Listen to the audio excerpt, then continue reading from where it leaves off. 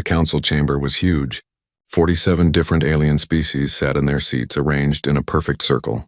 Each species had their own spot, decorated with symbols from their homeworlds. Humans had a small section near the back. It had always been that way. Kate Morrison stood at the human podium. She was tired. After 30 years of talking, arguing, and begging, she was finally tired of it all.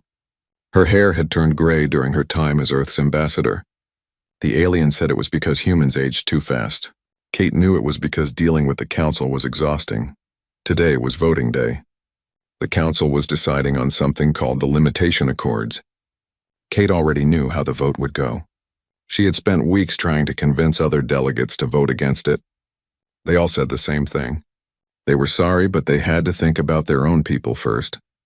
The Limitation Accords were simple. Humans could not expand their colonies beyond 10 systems. Humans could not build more than 50 military ships. Humans had to share all their technology with the council for free. Humans had to follow special rules that nobody else had to follow. Prime Counselor Zethrak called for the vote. He was a Thoraxian, tall and covered in blue scales that shimmered under the chamber lights. He looked at Kate with something that might have been pity. Or maybe it was contempt. Kate could never tell with Thoraxians. The voting display lit up. One by one, the species voted. Green meant yes. Red meant no. The display filled with green lights. Kate watched her friend Zethon, a crystalline being who looked like living glass, press the green button. Even her only real friend had voted against humanity. 46 green lights. One red light from humanity. The accords had passed. Zethrak smiled, showing rows of sharp teeth. He began reading the official statement. Humans were too aggressive, too unpredictable, too young to be trusted with full freedom. These limitations were for the good of the galaxy. For peace and stability, Kate had heard it all before. 200 years of the same words. Humans were always too something, too emotional, too violent, too quick to change. The council loved to remind humans that they were the newest members, the youngest species, the ones who needed to be controlled. She remembered her first day in this chamber 3 decades ago. She had been excited then. Humanity was part of something bigger. They would learn from older, wiser civilizations. They would take their place among the stars. That excitement had died slowly. Every proposal humans made was rejected. Every request for colony rights was denied. Every attempt to trade fairly was met with demands for free human labor and technology. The council took and gave nothing back except restrictions. Kate thought about the human doctors working in council hospitals. They made up almost a third of all medical staff. They worked longer hours than other species and got paid less. When they asked for fair wages, the council said humans should be grateful for the opportunity to serve. She thought about the human engineers who kept old systems running on dozens of worlds. They fixed problems nobody else could solve. They invented new solutions to old issues, and the council called it required technology sharing under treaty obligations. She thought about the human soldiers who died protecting council borders from pirates and raiders. They fought bravely and asked for nothing except respect. Instead, the council said they were too violent and needed to be controlled. Zethrak finished reading the statement. He looked at Kate and said she could respond if she wished. His tone suggested he expected her to accept the decision quietly, like humans always did. Kate walked to the center podium. The chamber was silent. Every species watched her with their various eyes, sensors, and perception organs. She took a deep breath. She began speaking. Her voice was calm and clear. She reminded the council of the first human ship that arrived 200 years ago. The captain had come in peace, offering friendship. The council had welcomed them, but with conditions. Always conditions. She listed every treaty humans had signed, every agreement they had honored, every restriction they had followed. She talked about the colony applications that were rejected for no reason. She mentioned the technology that humans had shared freely, only to see other species profit from it while humans remained poor. She spoke about the time humans saved the Viridian system from an asteroid collision. Human engineers worked for months without rest. They succeeded. The council thanked them by denying their request to establish a research station in that system. She talked about the plague that hit Nexus Station 5 years ago. Human doctors found the cure. They worked day and night, saving thousands of lives from dozens of species. The council's response was to demand humans share all their medical research for free. Kate's voice grew stronger. She asked the council a simple question. What had humanity ever done to deserve this treatment? They had never started a war. They had never broken a treaty. They had contributed more to the council than most species twice their age. Zethrak interrupted her. He said she was being emotional. Humans always let their feelings cloud their judgment. This was exactly why they needed guidance and restrictions. The chamber filled with sounds of agreement from other delegates. Something inside Kate broke. Not with anger, but with clarity. She realized that nothing she said would matter. The council would never see humans as equals. They would always find reasons to keep humanity down. Kate stopped speaking. The chamber fell silent, waiting for her to continue her emotional outburst as they expected. Instead, she smiled. It was not a warm smile. She thanked the council for a valuable lesson.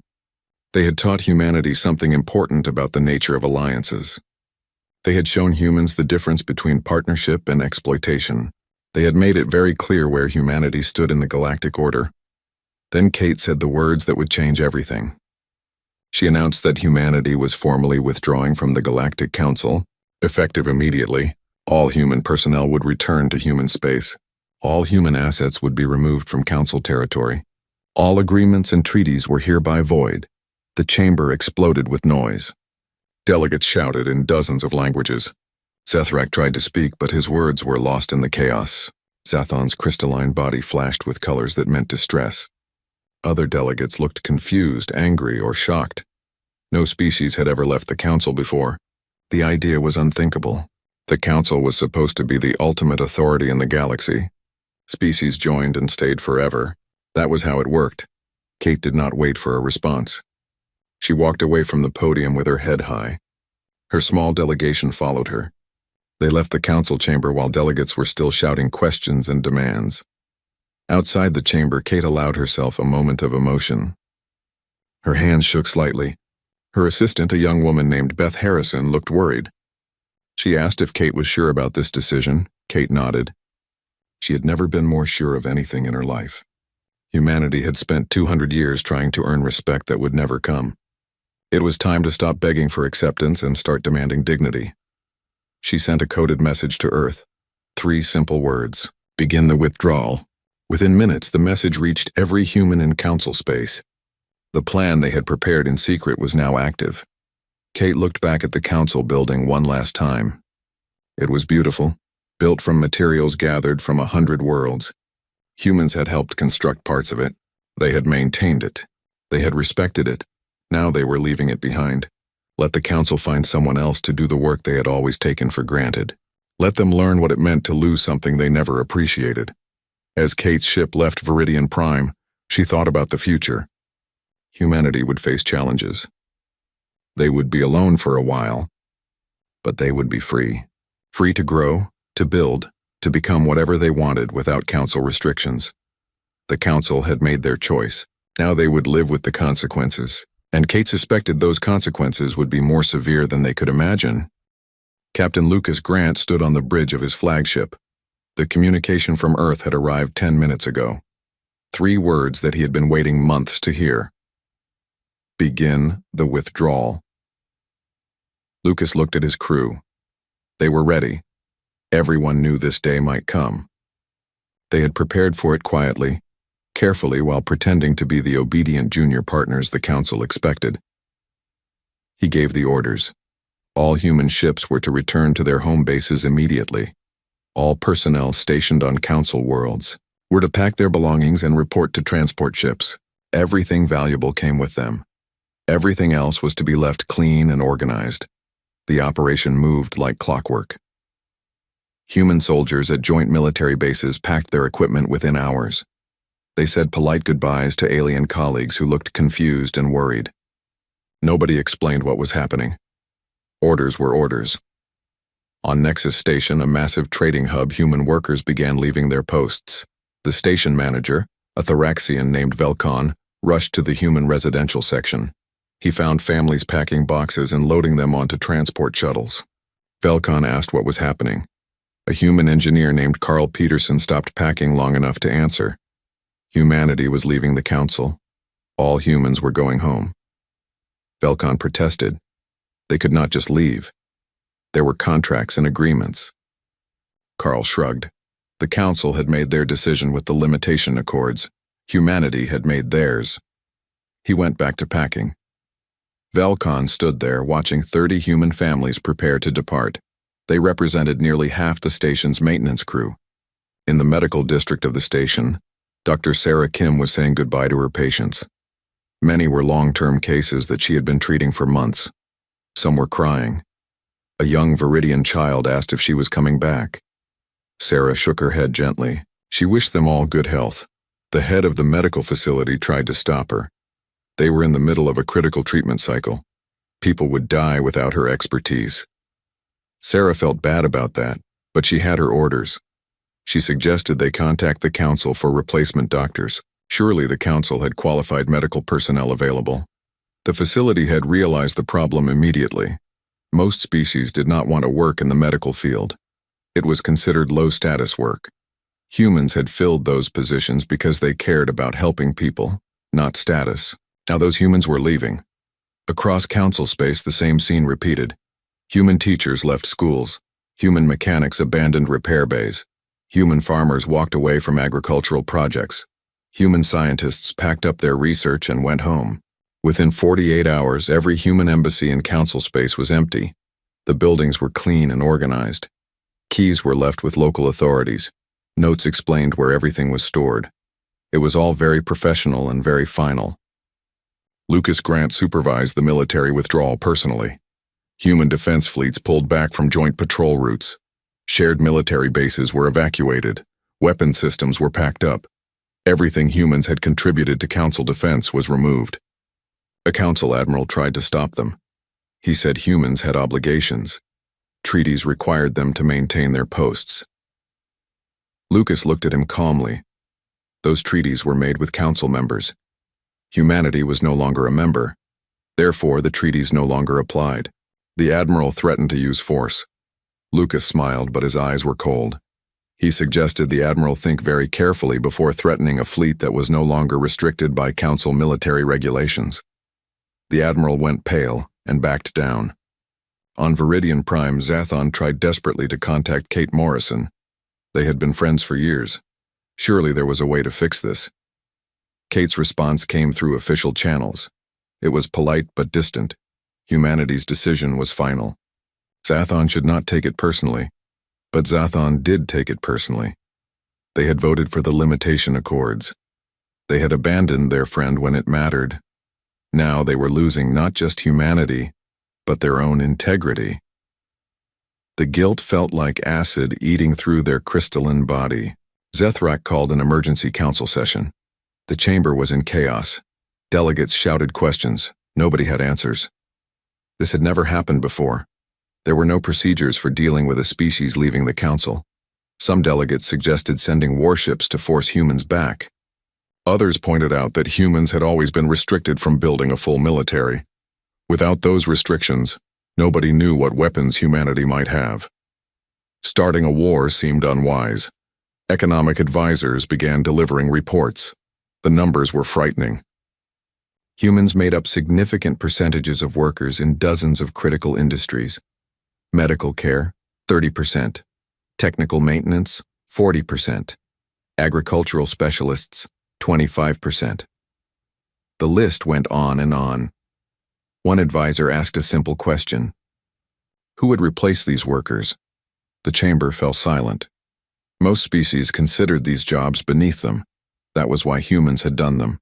Humans worked hard without complaining. They had been convenient. Dr. Maya Rodriguez was the last human to leave Council Research Facility Gamma 7. She personally oversaw the deletion of all human research data from the facility computers. A Thoraxian scientist protested. That research belonged to the Council. Technology sharing agreements required humans to leave it behind. Maya pulled out a data pad and showed him the fine print. Technology sharing agreements applied to Council members. Humanity was no longer a member. Therefore, human research was proprietary information. She smiled and wished him luck replicating their work. The Thoraxian realized what this meant. Decades of research were gone. Projects that depended on human contributions would fail.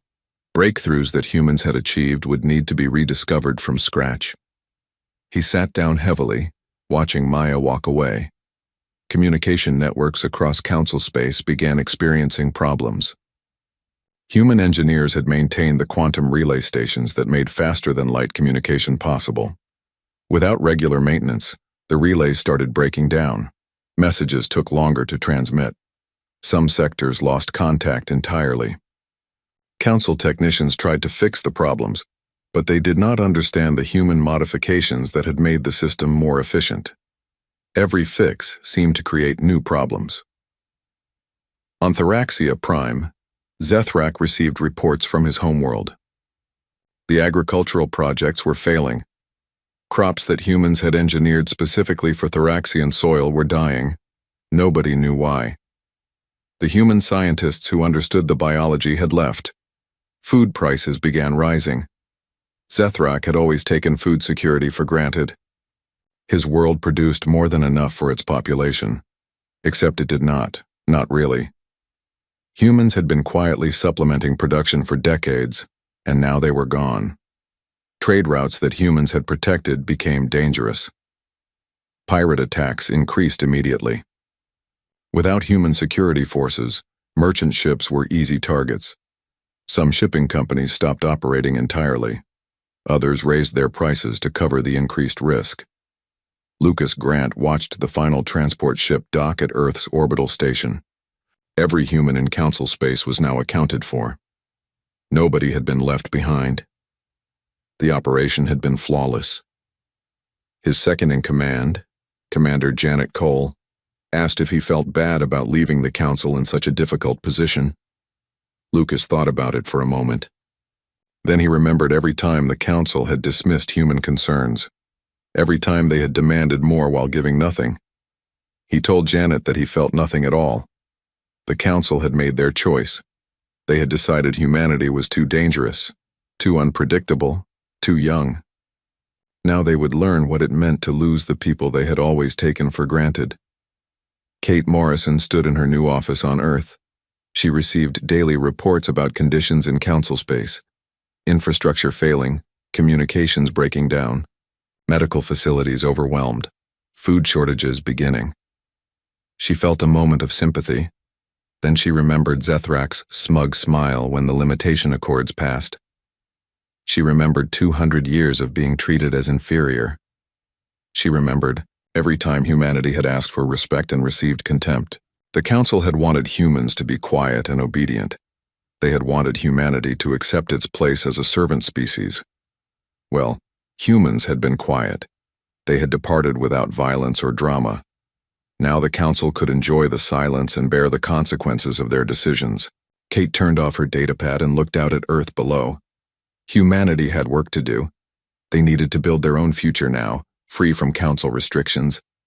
It would be challenging, but at least they would face those challenges with dignity intact. 3 months had passed since humanity left the Galactic Council. The cracks that appeared immediately after their departure had become chasms. Systems were failing everywhere. On Nexus Station, Velcon faced a crisis he could not solve. The main power generator had stopped working. Before the humans left, a simple maintenance call would have fixed it. Now, nobody on the station knew how to repair the quantum core that humans had installed 5 years ago. Velcon pulled up the maintenance records. Human engineer Carl Peterson had serviced this generator monthly. The logs showed detailed notes about every adjustment and calibration. But the notes might as well have been written in an alien language. Nobody understood them. The station switched to backup power, but backups were not meant to run indefinitely. Velcon calculated that they had maybe 2 weeks before systems started shutting down. He sent urgent requests to the council for replacement engineers. The responses were not encouraging. Every station in council space had the same problem. Thousands of engineering positions needed to be filled. The council scrambled to find qualified workers. They discovered that most species did not train their people for technical work. It was considered boring and low status. Humans had done it because they found it interesting. In the medical district, the situation was even worse. Dr. Sarah Kim had left behind detailed patient files and treatment protocols. But without doctors who understood human medical techniques, patients were dying. A plague outbreak on the mining colony of Dust 7 killed 3,000 people. Before humans left, the colony had 5 human doctors who specialized in treating industrial diseases. Now it had none. The council sent 2 Thraxian doctors, but they did not know the treatments that humans had developed. On Thraxia Prime, food riots erupted in the capital city. Zethrak watched from his office as angry citizens destroyed government buildings. They were hungry. The crops that should have fed billions were rotting in the fields. Zethrak had sent his best agricultural scientists to study the problem. They reported that the hybrid crops needed specific nutrients at specific times. The timing was critical. Too early or too late and the plants died. Human farmers had known this instinctively. Thraxian farmers did not. Emergency food shipments from other worlds helped, but only temporarily. Those worlds had their own problems. Across the council, agricultural production was dropping. Humans had been involved in farming projects on dozens of planets. Now those projects were failing. The communication networks continued to deteriorate. Quantum relays failed faster than technicians could repair them. Some repairs made things worse. One technician on Relay Station Gamma 9 tried to fix a malfunctioning unit and accidentally destroyed 3 others. Entire sectors of council space went dark for days or weeks. Trade became difficult when ships could not communicate. Governments lost contact with remote colonies. Emergency services could not coordinate responses to disasters. The economic damage mounted daily. Trade volume had dropped by 40%. Shipping costs had tripled. Insurance companies refused to cover routes that humans used to protect. Some companies went bankrupt. Others laid off workers. The council chamber became a place of constant arguments. Species blamed each other for the crisis. The Viridians accused the Thraxians of causing the problem by supporting the limitation accords. The Thraxians blamed others for not opposing humanity's departure. Zathon tried to moderate, but their influence had weakened. Everyone knew they had been friends with the human ambassador. Some delegates whispered that Zathon was a human sympathizer. The accusation hurt more than Zathon wanted to admit. During one heated session, a delegate from the scattered tribe spoke up. They were a nomadic species that had always been treated poorly by the council. The delegate said something that made everyone uncomfortable. Maybe the council deserved this crisis. Maybe they should have treated humans better. Zethrak shouted the delegate down. The council had done nothing wrong. Humans were too sensitive, too quick to take offense. This whole situation was humanity's fault for overreacting to reasonable restrictions. But Zethrak's words rang hollow. Even he did not really believe them anymore. Late at night, alone in his office, he reviewed the footage of Kate Morrison's final speech. He watched her list every contribution humanity had made, every time the council had dismissed them. He paused the video on her face when he had interrupted her. He had called her emotional, accused her of letting feelings cloud her judgment. Looking at the recording now, he saw something different. She had not been emotional. She had been done. The military situation grew more dangerous. The Krell Dominion, an aggressive empire beyond council borders, had always been held back by joint defense forces. Human tactical expertise had been crucial in planning defensive strategies. With humans gone, the Krell became bolder.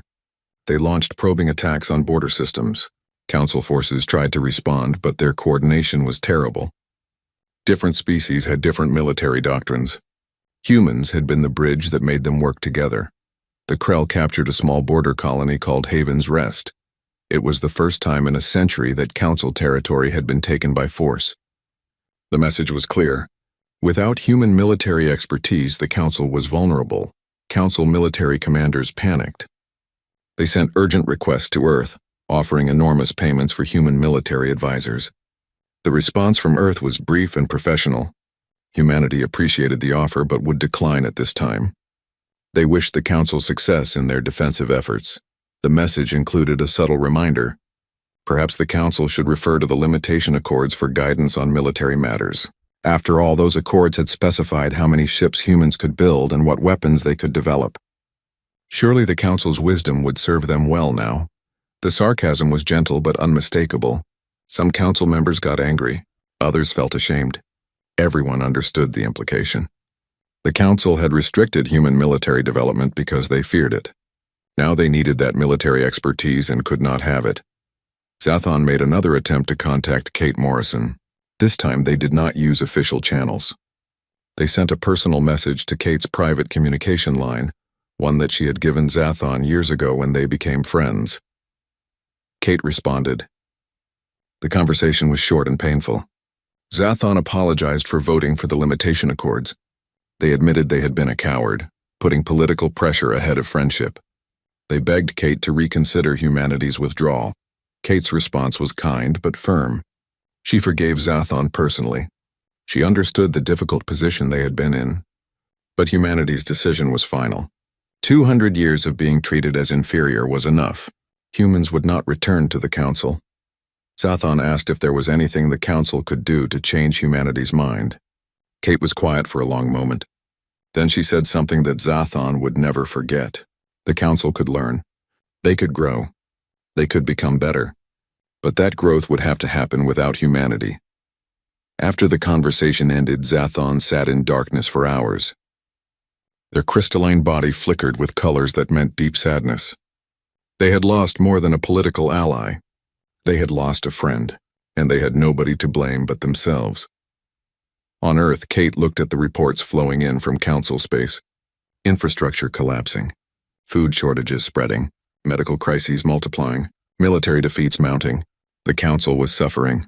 Some of her advisors suggested offering limited assistance. Humanitarian aid for the medical crisis, perhaps, or selling food to worlds facing starvation. Kate considered it carefully and decided against it. Helping now would only teach the Council that they could abuse humanity and still receive aid when convenient. The lesson needed to be complete. The Council needed to understand fully what they had lost. Only then might they learn to value others properly. Kate sent a message to all human citizens. It explained the situation in Council space and why humanity would not intervene. Some people disagreed. They felt bad for innocent civilians suffering because of their leaders' mistakes.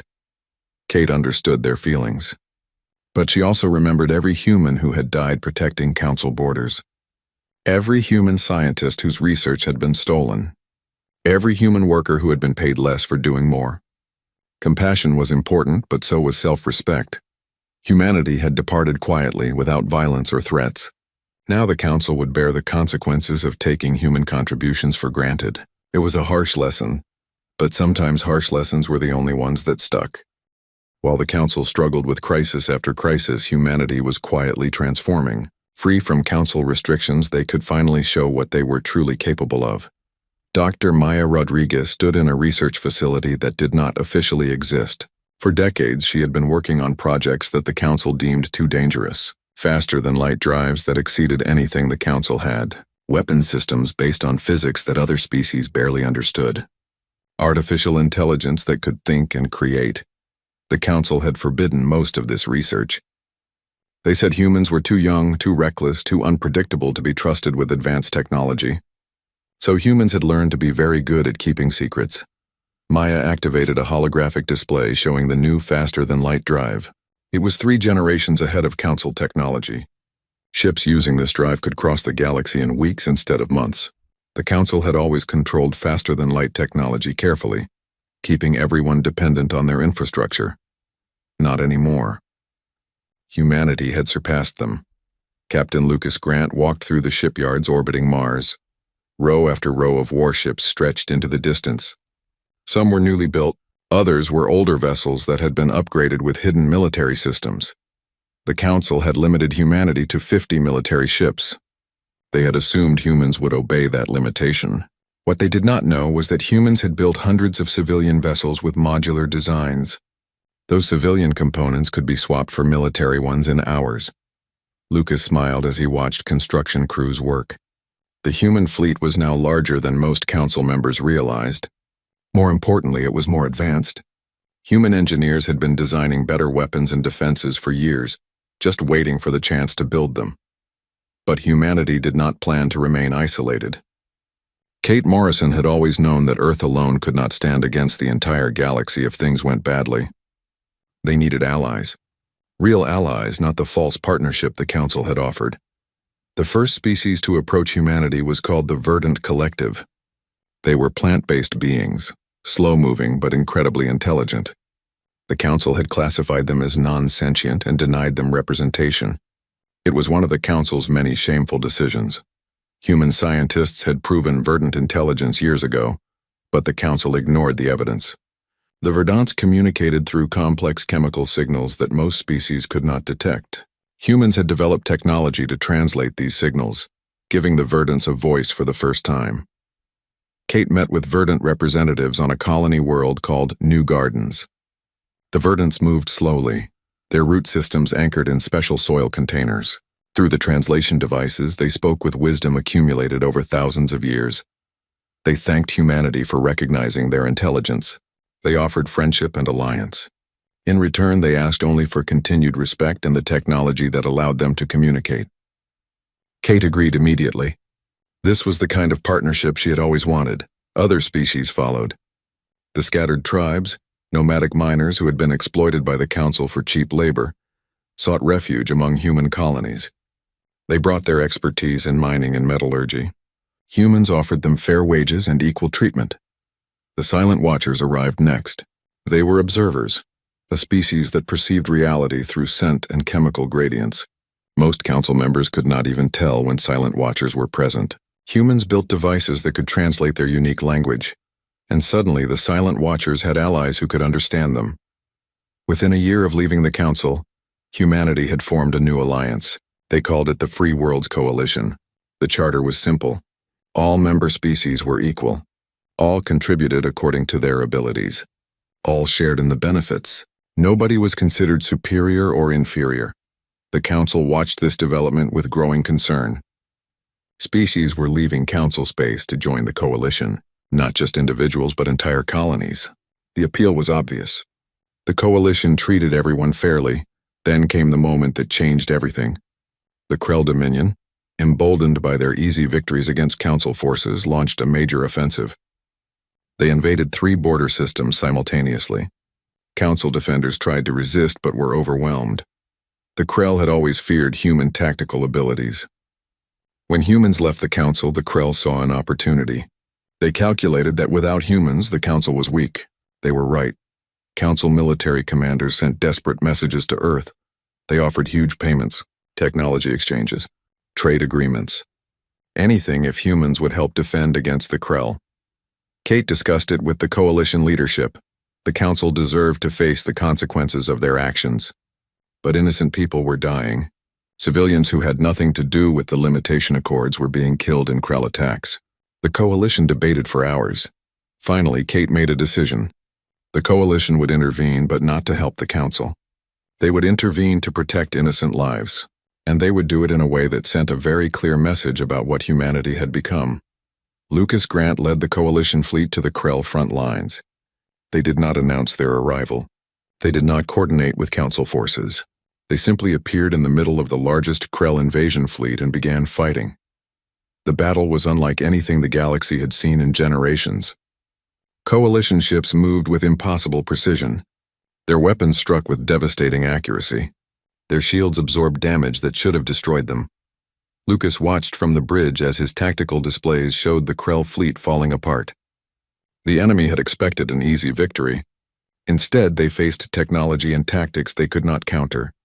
Human innovation, freed from Council restrictions, was terrifying. The Verdant Collective contributed biological weapons that targeted Krell ship systems without harming crews. The scattered tribes used mining charges adapted into devastating missiles. The Silent Watchers provided intelligence gathered through senses the Krell could not detect. It was not just human power. It was the power of genuine cooperation between species who respected each other. The Council had never achieved this level of coordination because they had never treated their members as equals. The battle lasted 6 hours. When it ended, the Krell invasion force was completely destroyed. Not a single coalition ship was lost. Council observers watched in stunned silence. Lucas sent a message to both the Krell Dominion and the Galactic Council. The message was brief and professional. The Free Worlds Coalition did not seek war with anyone. However, they would defend innocent lives when necessary. Today's battle should be considered a demonstration of coalition capabilities. The coalition fleet departed immediately, leaving Council forces to secure the liberated territory. They did not ask for thanks or payment. They did not demand concessions or treaties.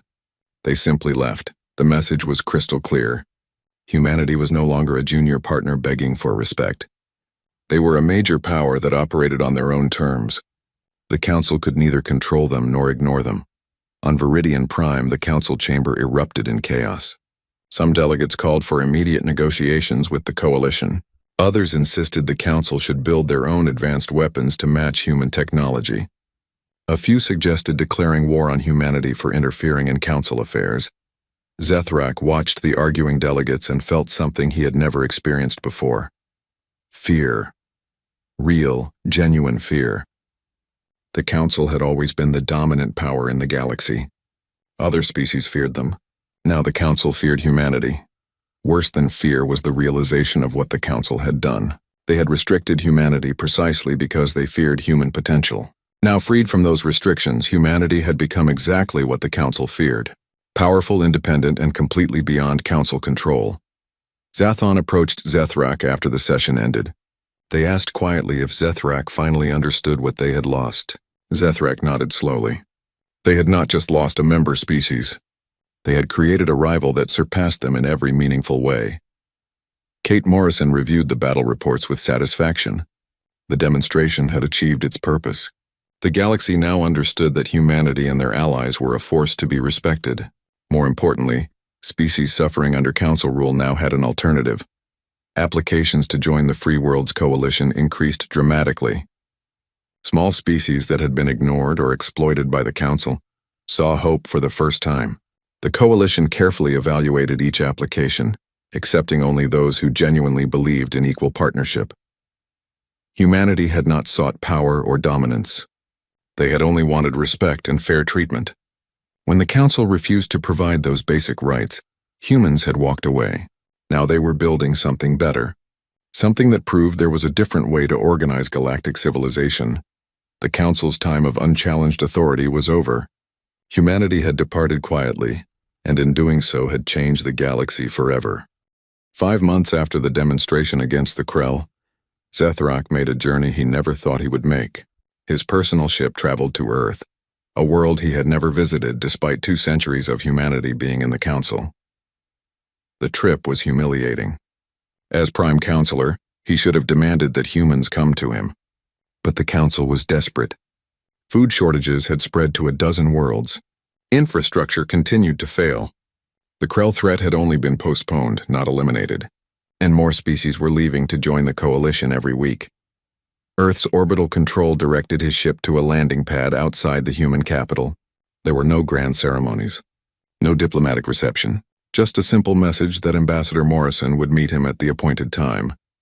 Zethrak expected to be taken to an impressive building, something that would show human power and wealth.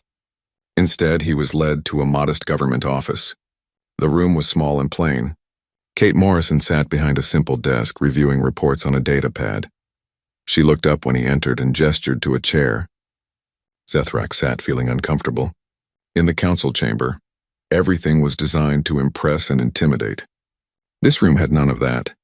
The message was subtle but clear. Humanity did not need to impress anyone anymore. Zethrak began his prepared speech. He acknowledged that the Council had made mistakes. They had not fully appreciated human contributions. Perhaps the limitation accords had been too harsh. He hoped that humanity would reconsider their departure and return to the Council. Kate listened without interrupting. When he finished, she was quiet for a long moment. Then she said something that made Zethrak's scales go cold.